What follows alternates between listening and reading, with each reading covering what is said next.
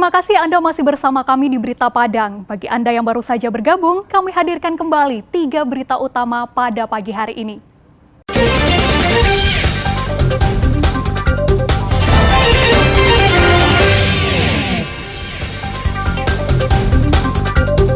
Kakek 68 tahun di Padang Pariaman ditangkap polisi karena setubuhi anak di bawah umur. Pemuda yang diduga pengedar narkoba di Padang ditangkap polisi usai pura-pura transaksi. Satu keluarga menjadi pelaku pencurian sepeda motor di Padang.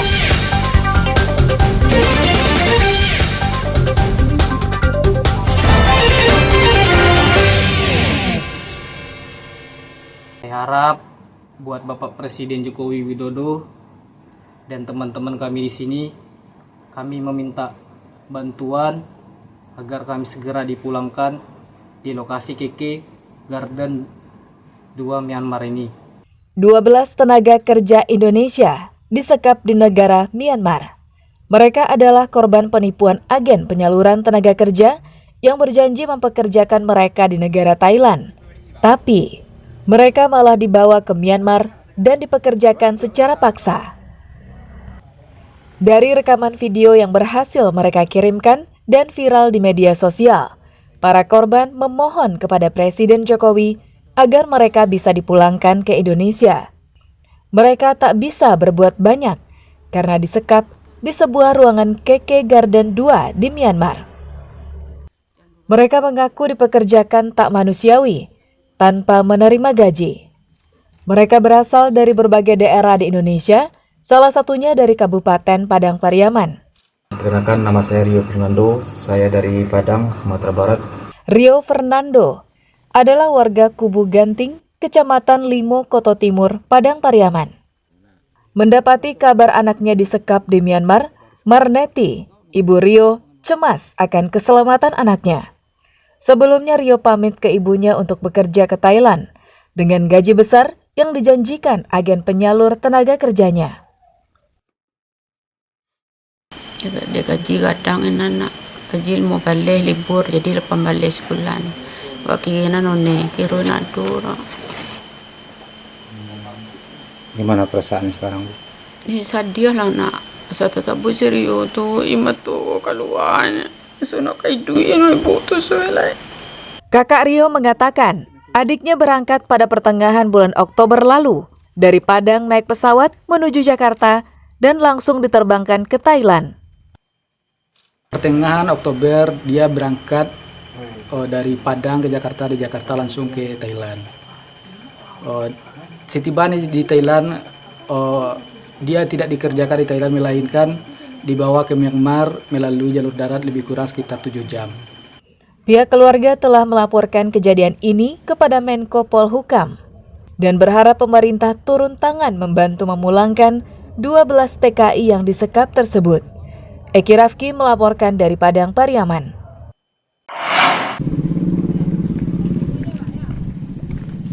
Seorang kakek di Sungai Gringging, Kabupaten Padang Pariaman, ditangkap polisi di sebuah warung. Gaek 68 tahun ini dilaporkan telah menodai seorang perempuan remaja 16 tahun yang tak lain adalah anak tetangganya. Meski sempat bingung dirinya ditangkap, namun pelaku akhirnya digiring ke kantor polisi. Saat diinterogasi, pelaku sempat berbelit-belit memberikan keterangan kepada polisi. Namun, setelah didesak, pelaku akhirnya mengakui perbuatannya. Perbuatan sang kakek terkuak setelah kakak korban curiga adiknya sering berbelanja di warung. Setelah didesak, korban mengakui uang yang dibelanjakannya didapatkan dari kakek yang sudah mencabulinya. Tak terima perbuatan pelaku, kakak korban melaporkan kejadian tersebut ke polisi. Kepada polisi, pelaku mengakui sudah menyetubuhi korban hingga 10 kali. Perbuatan bejat itu dilakukan di rumah pelaku dan di kebun jagung. Setiap melakukan perbuatan suami istri itu, korban diberi uang Rp10.000 hingga Rp50.000. Pengakuan korban dan juga tersangka, perbuatan ini sudah berlangsung lebih dari 10 kali dilakukan oleh tersangka dengan iming-iming memberikan korban uang berkisar antara 10.000 sampai dengan 50.000. Kejadian berlangsung di rumah tersangka dan juga di kebun jagung di desa tersebut. Kini tersangka masih diperiksa secara intensif oleh Unit Perlindungan Perempuan dan Anak Polres Pariaman. Pelaku diancam hukuman 15 tahun penjara karena melanggar pasal 82 tentang perlindungan anak. Eki Rafki melaporkan dari Pariaman. Sudah tahu enggak?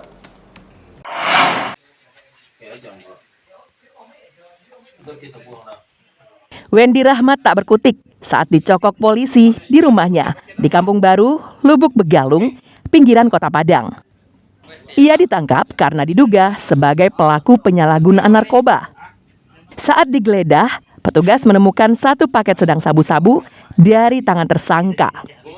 Wendy telah menjadi target operasi polisi sejak dilaporkan masyarakat karena dicurigai sebagai pengedar.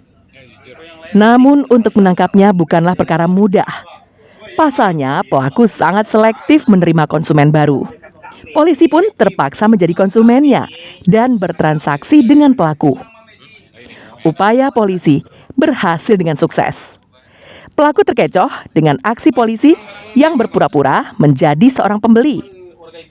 Usai diinterogasi, pelaku mengakui sebagai pemilik barang haram tersebut. Polisi masih melakukan pendalaman mencari jaringan yang memasok narkoba kepada tersangka Wendy. Belanja dengan calon tersangka, sewaktu tersangka datang untuk menyerahkan barang bukti pesanan kita, langsung tersangka diamankan dan dilakukan penggeledahan. Dapat ditemukan paket sabu, beberapa paket, dan timbangan elektrik yang sempat diamankan juga di rumah tersangka di daerah Kampung Baru, Lubek. Untuk sementara kita proses dengan menerapkan pasal itu tuh sebagai perantara dalam jual beli, memiliki, menyimpan, dan menguasai. Polisi menerapkan pasal sebagai perantara jual beli, memiliki, menyimpan, dan menguasai narkotika. Selain paket sabu-sabu, polisi juga menyita barang bukti timbangan digital yang biasa digunakan untuk membuat paket sabu-sabu siap edar. Alfi melaporkan dari Padang.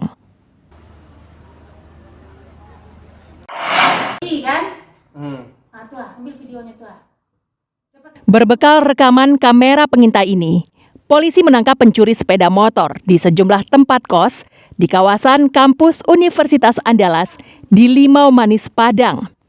Satuan Reserse Kriminal Polsek Pauh bersama Resmob Polda Sumbar menangkap 3 dari 5 pelaku.